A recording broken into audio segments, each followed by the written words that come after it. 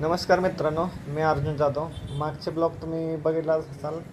आता मी पाटणमध्ये पोचलो आहे. आता पाटण ते आपलं घर, म्हणजे आता घरीच चाललो आहे. आपण आता सध्या पाटणमध्ये आहे. आणि मी इथून हा रस्ता बघा, चौधरी गल्ली रस्ता आहे, म्हणजे कॉलेज रोडच म्हणायचं थोडाफार. कारण कॉलेजचे जेवढे कन्याशाळा आणि बाळासाहेब देसाई कॉलेज, माने देशमुख, ही सगळी पोरं ह्याच रस्त्यानंतर. इथून बघा खाली एक लेफ्ट गेला आहे. पण खाली एस टी स्टँडला आम्ही शॉर्टकट मारायचो शाळेत असताना.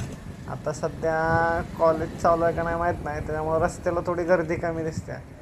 पण माझं म्हणणं असं आहे की ह्या पाटणमध्ये हाच रस्ता सर्वात जास्त खराब आहे. हा रस्ता झाला पाहिजे. बरंच वर्ष झालं हा रस्त्याचं काम काय झालं नाही.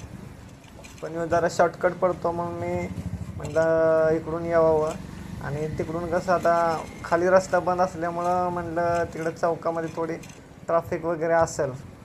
पण ठीक आहे, असो. काय 1-1.5 किलोमीटरचाच रस्ता आहे असा.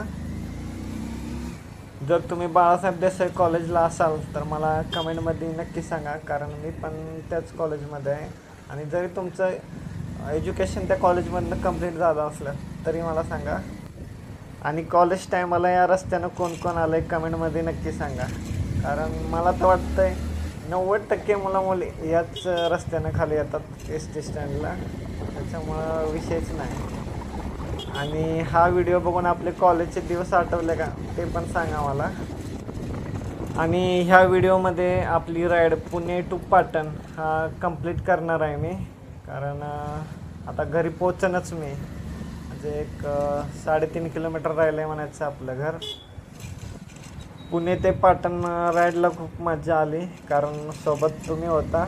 तुम्हाला मी इन्फॉर्मेशन देत होतो, व्हिडिओ बनवत होतो. त्याच्यामुळं डिस्टन्स कसं उरकून गेलं कळलंच नाही. या पण रस्त्याचं काम झालं पाहिजे असं मला वाटतं आहे.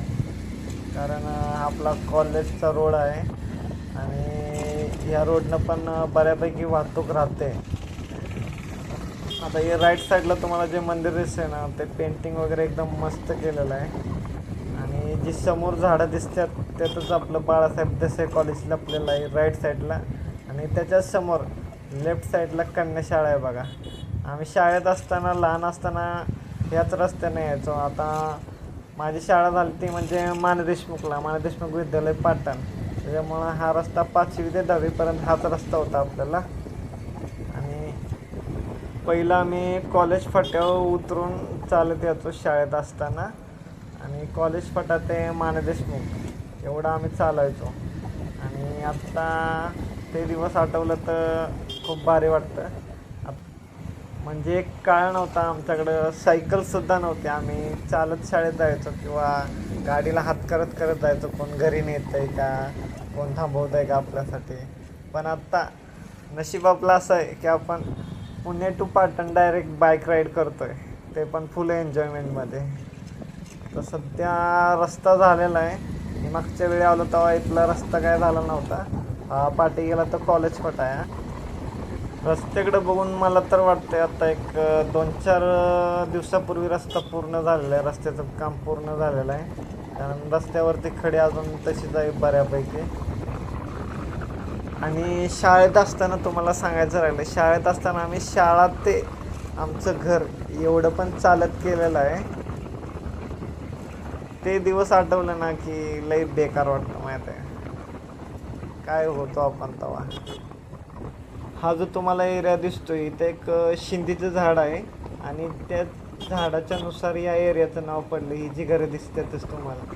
तर आमच्या गावात कुठे चालला आहे काय जर इकडे येणार असला तो, किंवा इथं कुठं काम करणार असलं तर लोक म्हणायचं की शिंदीकडे चाललो आहे मी, शिंदीपाशी आहे अशी म्हणायचे. किंवा तिथं जेवण घेऊन या असं काय असेल तर. आणि याच्या पुढं आता गाव लागेल ते मेष्टवाडी. या विटभट्ट्या तुम्हाला दिसतात. पण रस्ता बाकी एक नंबर झाला आहे, मानलं पाहिजे. मागच्या वेळी पण मला वाटते रस्ता झाला होता. पावसात थोडा रस्ता खराब होतो आहे, म्हणजे मध्ये खराबच होता आता. पण एक नंबर रस्ता झाला आहे. साईडनं व्हाईट कलरचे पट्टे पण मारलेत बघा. आता हे समोर गाव दिसतंय ते तुम्हाला मेष्टवाडी आहे. आणि हा जो ब्रिज आहे तो ब्रिज पहिला खाली जास्त होता, त्याच्यावरती पाणी लगेच व्हायचं पावसामध्ये. लय प्रॉब्लेम यायचं की गाड्या वगैरे अडकून राहायच्या. जी पाटणला लोक गेले ते पलीकडे राहायचे आणि इकडचे ते अलीकडे राहायचे, असा विषय व्हायचा. आता हे बघा मेष्टवाडी गाव. मेष्टवाडी गाव संपलं की आता वाटोळकरांची घरं लागतील आणि त्याच्यानंतर आपल्या गावचं आगमन होईलच बघा. आणि मेन विषय म्हणजे आम्ही शाळेत असताना स्वतः अडकलेलो आहे पुलाच्या पलीकडं. घरचे तेव्हा लय काळजी करायचे. तुम्ही पण अडकला असला त्या पुलाच्या पलीकडे तर मला कमेंटमध्ये नक्की सांगा. तुम्ही व्ह्यू बघा पुढचा कसा गावाकडं मस्त असं वाटतं, झाडं वगैरे. आता 5 मिनटामध्ये आपलं घर येईलच. हा एक चढ आहे आणि त्याच्या पुढचा एक चढ, नंतर एक वडा लागतो, नंतर आपलं गाव आलंच. जर तुम्ही पहिले व्हिडिओ बघितले नसतील तर ते बघून घ्या, ते आपल्या चॅनलवरती अवेलेबल आहेत.